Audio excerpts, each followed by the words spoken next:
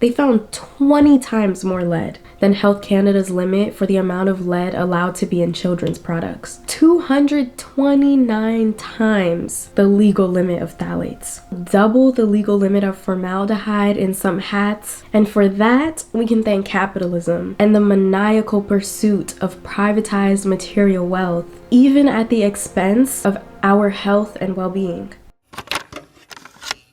Hey y'all, it's Sarah Maria. Welcome back to my channel where we break down the problem of consumerism and its intersection with other systems of oppression, taking a deep dive into how we can be more conscious consumers and people in general. As many as 15,000 chemicals are used in the production of clothing. Detergents, flame retardants, softeners, stain repellents, plasticizers, bleaches, dyes, and on and on and on. Not only are most of these chemicals not biodegradable, many of them are also hazardous to human health. In 2018, Delta Airlines changed their flight attendants' uniforms, and almost immediately, some of them started getting very sick. They reported rashes, breathing problems, hair loss, brain fog, among other symptoms. Their uniforms were switched from wool, a natural fiber, to synthetic polyester blend, which meant that synthetic dyes specifically for polyester called dispersed dyes had to be added to the fabric. They had to add flame retardants because wool is naturally flame retardant, but polyester is not. They added chemicals for stain repellency and anti-wrinkle qualities. These are chemicals that are not just added to airline employee uniforms. These are chemicals found in clothing that any of us can buy and wear. In the US, there is limited federal regulation overseeing chemicals used in the production of clothing. There are laws such as the Toxic Substance Control Act and the Consumer Product Safety Act,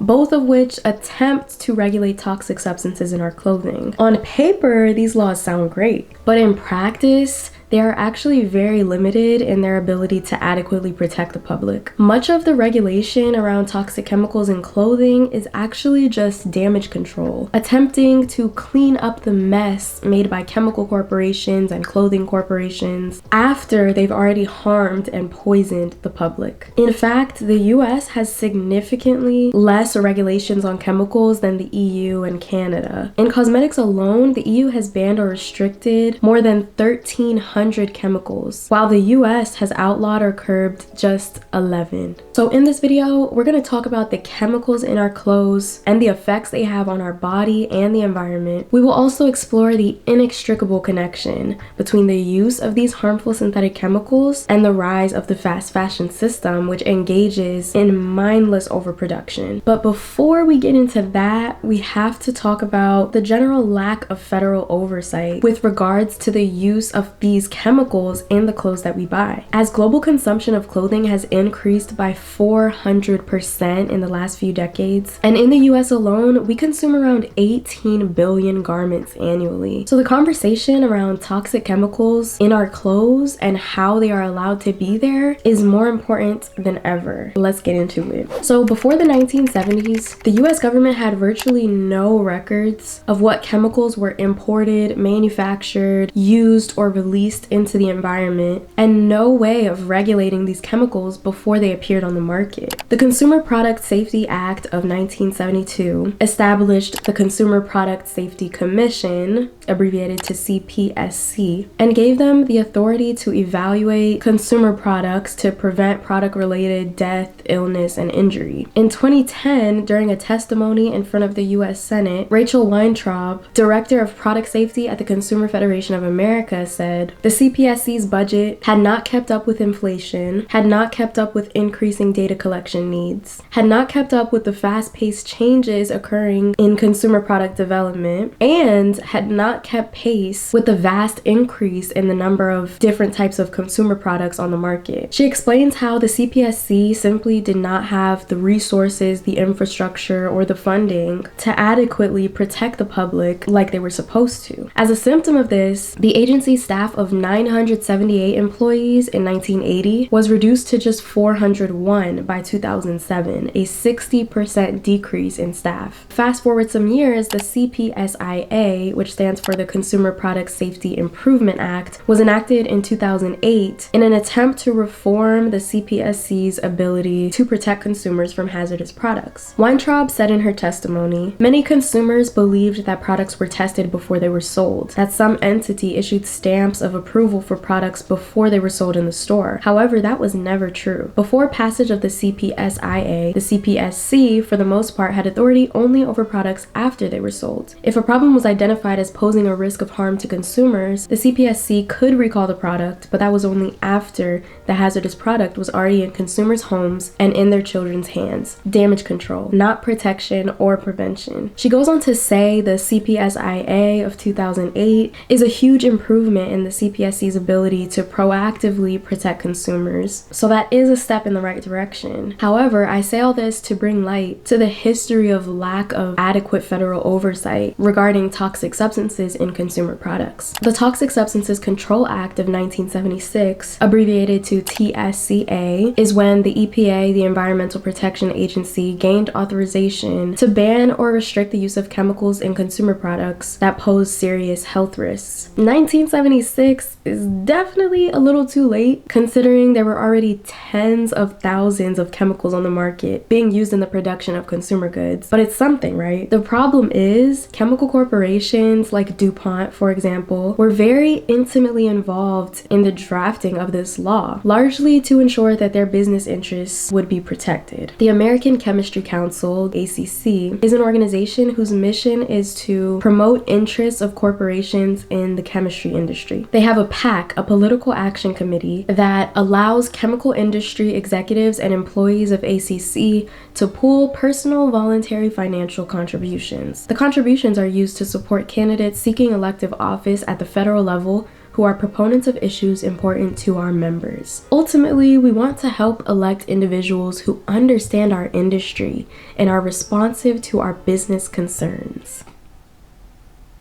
All this to say, the government is very susceptible to being at the whims of the interests of chemical corporations, rather than prioritizing the interests and needs of the public that they supposedly serve. So a governmental agency like the EPA is not immune to this flawed system. They are a part of it. ProPublica spoke with environmental experts around the world and delved into a half-century of legislation, lawsuits, EPA documents, oral histories, chemical databases, and global regulatory records to construct a blueprint of a failed system. After the TSCA was passed, Stephen D. Jelinek became the first assistant administrator for toxic substances at the EPA. In an interview, Jelinek explains how the TSCA was written with many procedural hurdles, and he encountered many challenges in implementing the new law. He said there was no classification system of existing chemicals, there was little guidance on how to go about prioritizing high-risk chemicals already in existence, and there was no technology in place for risk assessment and toxicity testing. Jelinek inherited what was considered an inefficient organizational structure. Even after the TSCA was enacted, there were already over 60,000 chemicals in commerce, and TSCA did not require companies to provide health or environmental safety data on these chemicals. Existing chemicals were grandfathered in. Now, on paper, the EPA has the authority to gather data on these chemicals that were grandfathered in, assess potential risks to environmental and human health, and regulate them on paper. But in practice, the regulation of chemicals that are already being produced and sold in consumer products is not so easy to enact. TSCA places the burden of proof on the EPA to show that a chemical is dangerous, rather than placing the burden of proof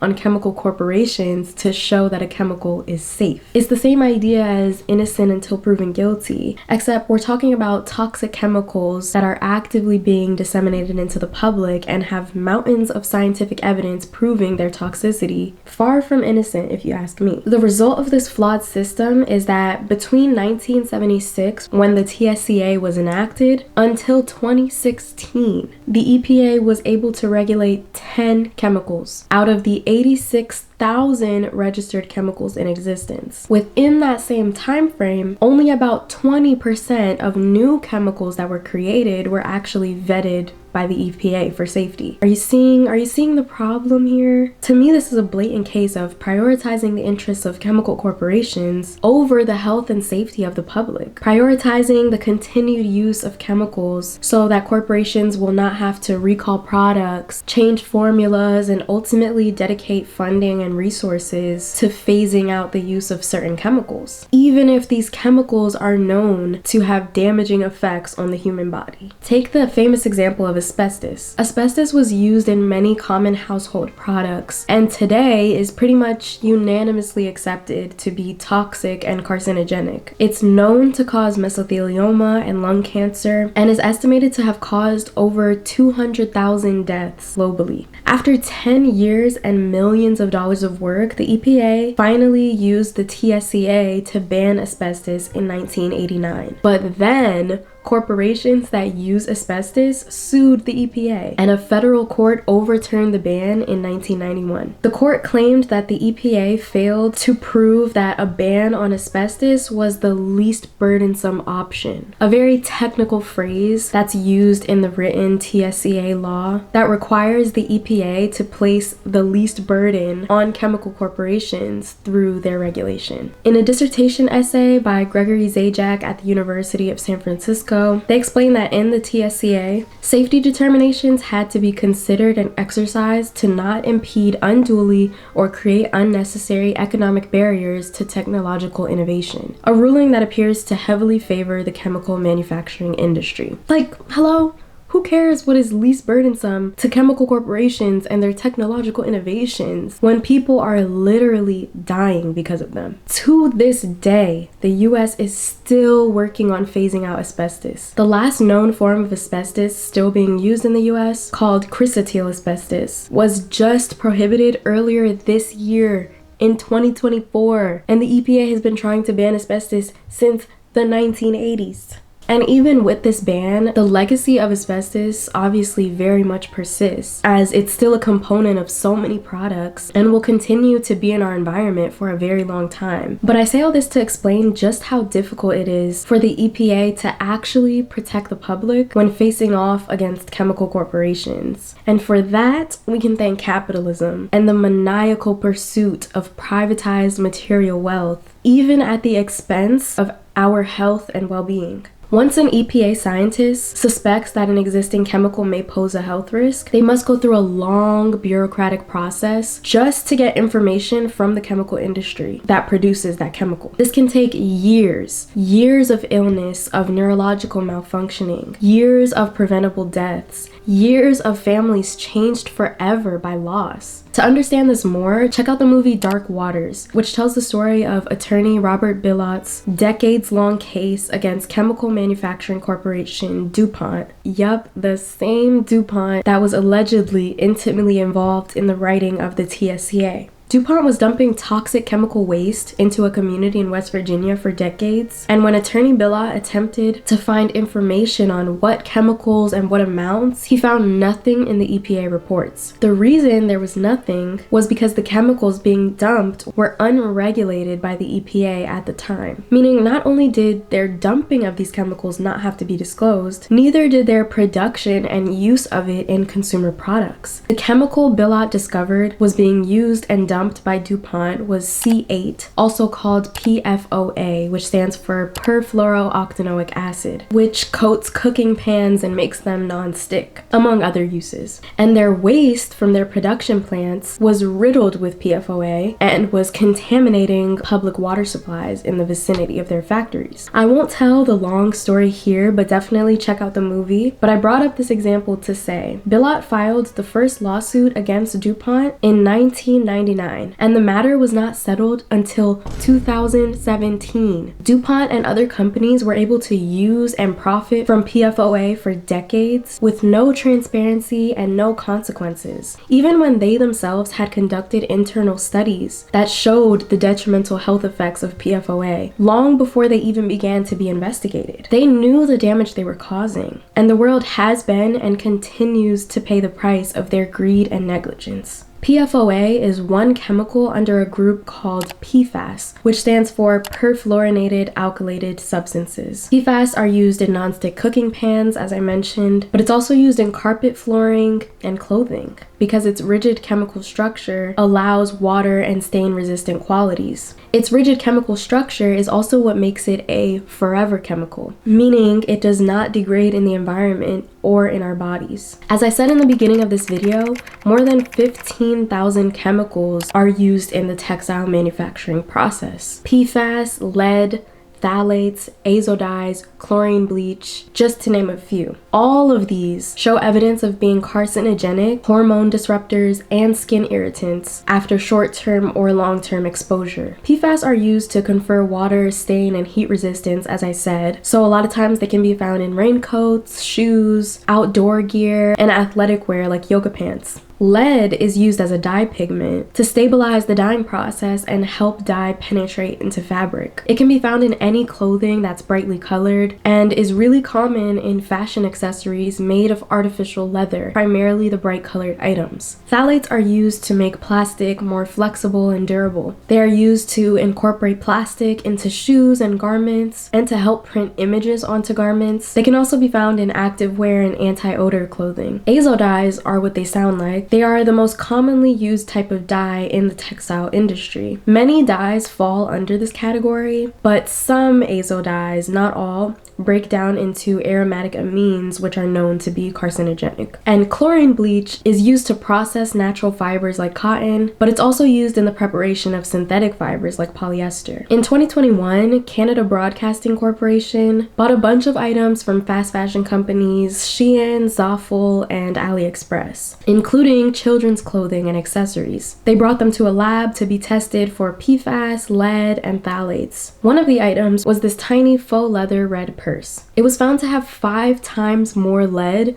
than Health Canada's limit for the amount of lead allowed to be in children's products. In this children's coat, they found 20 times more lead than that limit. Lead can have very damaging effects on the brain, heart, kidneys, reproductive system, and children are the most vulnerable because 1, they're more likely to put clothing and toys in their mouth, and 2, their skin is more absorbent than adults. They also found elevated levels of phthalates in this clear bag, a children's bib, and children's dresses. They found elevated levels of PFAS in this women's raincoat. Miriam Diamond, professor at University of Toronto, who oversaw the lab testing process, expresses that even though the amounts of phthalates and PFAS they found are technically below the limits imposed by Health Canada, they are still concerning. She points out that garment workers undergo prolonged direct exposure to these chemicals throughout the manufacturing process, and that these chemicals seep into public water supply when clothes are washed, contributing to the bioaccumulation of these toxic chemicals in our environment. So while it may be one coat that has levels of PFAS that are deemed safe by regulatory bodies and clothing corporations, if thousands of people are buying the coat, you have to multiply the amount of PFAS in that one coat by thousands to really understand the implications that it will have environmentally. Diamond says that the use of these chemicals is not necessary and that there are safer alternatives, pointing out that PFAS, for example, wasn't even used in raincoats and outdoor gear before the last 30 years. When asked why she believes companies are still using these chemicals despite the known health and pollution risks, Diamond says it's because they're cheap.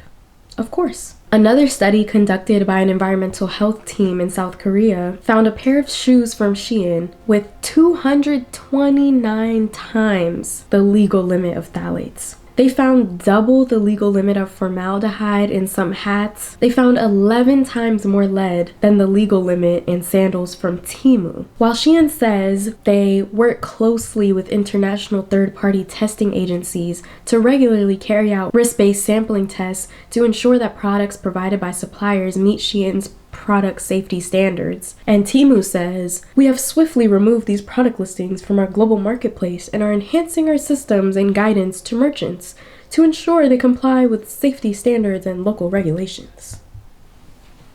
Realistically, their ability to prevent the use of toxic chemicals in their products prior to them being sold to consumers is just not there. They are producing too much too fast to be able to ensure that their millions of products don't have toxic chemicals in them. Even if they take a product off the website that was proven to be toxic, probably hundreds or thousands of people already bought that product and are wearing it. And thousands of new products are added to their sites every day. So odds are some of those new ones they added are also toxic. They just haven't been sent to the lab. Another study done by Greenpeace Germany bought 42 items from Shein and had them tested for chemicals. They found high levels of phthalates in shoes and formaldehyde in a baby girl's dress. 15% of the products they tested had hazardous chemicals that outright break EU regulation, and 32% of the items they tested contained hazardous chemicals at levels of concern.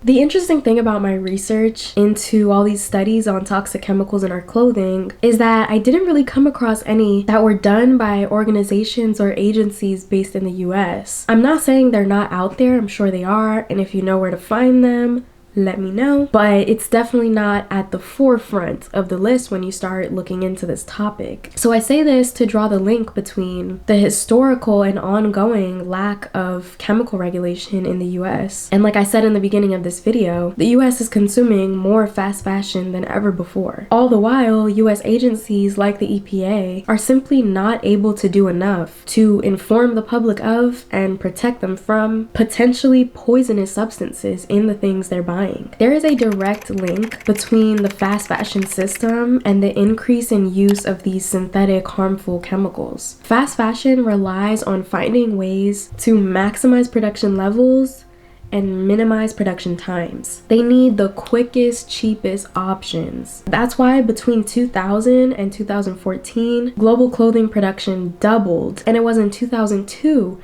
that polyester, a synthetic fiber, surpassed cotton, a natural fiber, in global production. Fast forward to today, polyester makes up 52% of all fiber production, and polyester and other synthetic fibers make up 70% of our clothing. Look in your closet right now, and it is highly likely that the first piece of clothing you look at is made up of a synthetic fiber blend. The most common synthetic fibers include polyester, nylon, acrylic, rayon, and spandex. Polyester is plastic. When we wear polyester, microplastics seep into our skin. When we wash polyester, microplastics seep into our water supplies. And when we throw away polyester, it does not biodegrade. It can take up to 200 years for polyester to decompose. Long after we die, the clothes we wore once and threw away may very well still be on this earth. Is that not crazy? That's crazy. And as I mentioned before, garment workers are the ones coming into constant direct contact with microplastics and a myriad of other harmful substances through inhalation or skin contact. That's why garment workers have a higher risk of asthma, interstitial lung disease, and lung cancer. The shift to polyester is a great example of the fast fashion industry's tendency to resort to the cheaper, faster method of production, even if it means harmful effects on human and environmental health. Quick little history/chemistry lesson. The main ingredient in polyester is polyethylene terephthalate, abbreviated to PET. PET was first created and patented in the 1940s and trademarked under the name Dacron by none other than the DuPont Chemical Company. The same DuPont that was allegedly intimately involved in the drafting of the TSCA, the same DuPont that was sued for dumping toxic PFOA, contaminating public water supplies, and giving people cancer.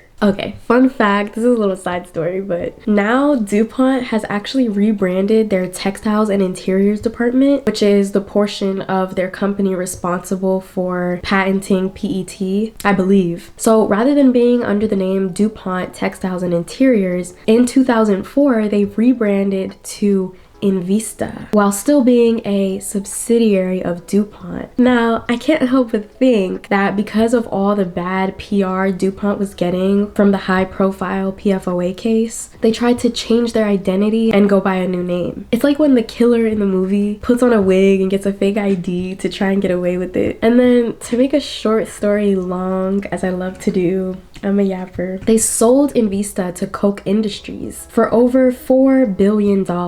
So So they pretty much created their chemical innovations like PET and then got their bag, collected that 4 billion and dipped. Now, my theory, and this is not based on any economic or legal knowledge whatsoever, but my theory is that if there were to be some kind of similar allegation against PET for contaminating and poisoning the public, similar to the case of PFOA, DuPont would kind of be in the clear because they sold off their innovation, got their profits, and wiped their hands of it. My point is that the transparency and accountability of large corporations like DuPont becomes very muddled because of the way they monopolize entire industries through forming conglomerates. It gives them a certain mystique and invisibility to the general public, while also granting them a lot of legal and financial power within regulatory bodies like the government. They have all the money, all the firepower, and they'll use it. Our government is captive to DuPont. Both DuPont and Koch Industries are multi-billion-dollar conglomerates that own subsidiary companies. Koch Industries owns companies in so many different industries, ranging from fossil fuels and chemicals